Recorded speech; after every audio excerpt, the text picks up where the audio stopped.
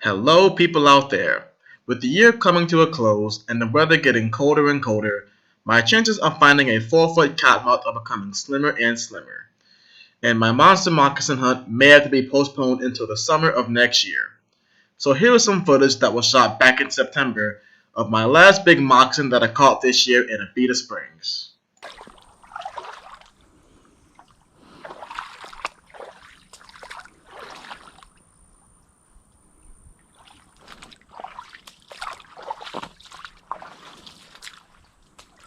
Oh my goodness. Big cottonmouth right here. On the crawl. Look at this. He is on the crawl. Here we go. It's a big old cottonmouth right there. Hey, buddy. Hey, buddy. Ooh, look at the size of that boy right there. On the crawl. That's a pretty big one. That's a pretty big one right there. Not a giant, but he's pretty big. Pretty big.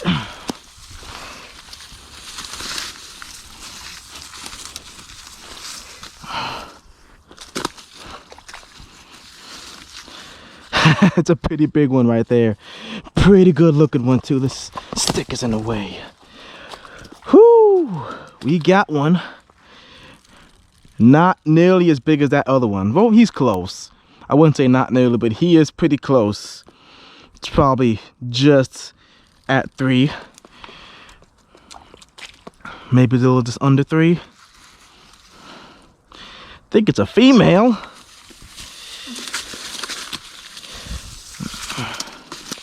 And you can see that she came towards me there.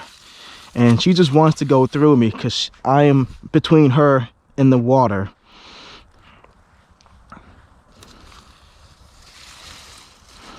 Man, she's got a beautiful belly. Beautiful belly on her. If I can just get her to calm down here. Ooh!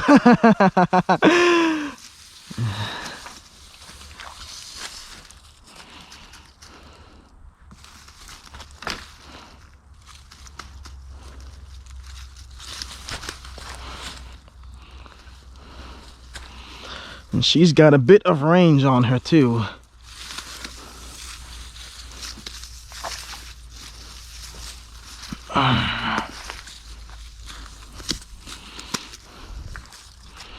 You just work them a little bit, eventually they will chill out on you.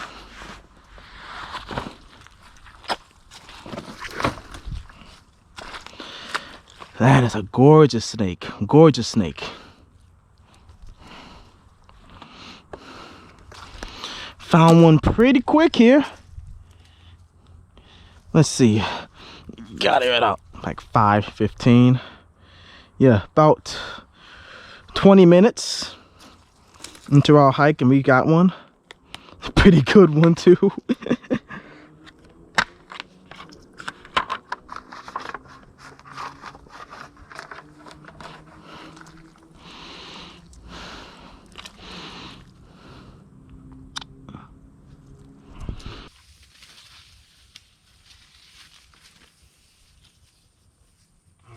Whew.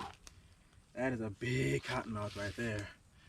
That is a big old cottonmouth. So there we go. That's our first snake of the evening within 20 minutes of hiking through this swamp out here.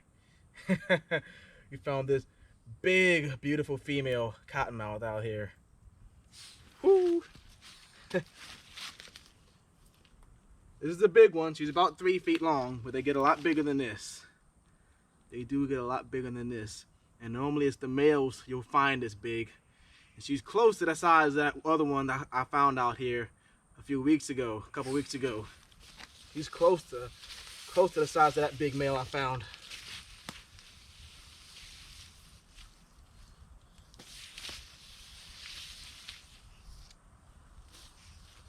And I'll probably have a disclaimer in the video, but do not try what I'm trying. I've been working with these snakes, handling these snakes for about a decade, going on a bit over a decade now, and I haven't done it unscathed. You sooner or later you will get tagged. One of these snakes if you work with them this much. She is an absolute beautiful snake. Beautiful.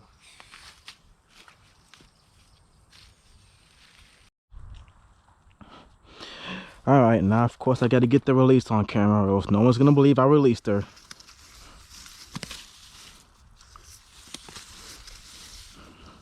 I'm gonna go between my legs. All right, you were going this way, you were over here. I'm gonna let you back exactly where you were going. All right, big girl. Go find you some big frogs and some fish. That is the way I found that snake. And she was just so unbothered by my presence until I caught her. She was just so unbothered. She was just cruising along. Just cruising along. I don't find cottonmouths like that a whole lot. I found copperheads like that. Cottonmouths not so much. Most of the time I find cottonmouths are coiled up somewhere in the ball. All right, she's going on her way. And now I will go on mine. And we're gonna see if we can find one even bigger.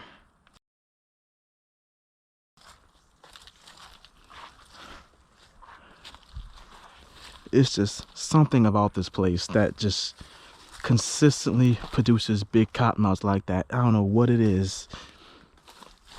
This place is so special. I've never found any place like this that consistently produces big cottonmouths like that.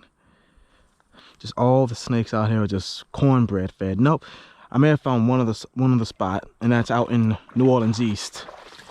Out in New Orleans East, they also make cornbread fed cottonmouths. They're just consistently big out there in New Orleans East. But this is the first place I've ever found on the North Shore, my home turf, where cottonmouths are just beefy,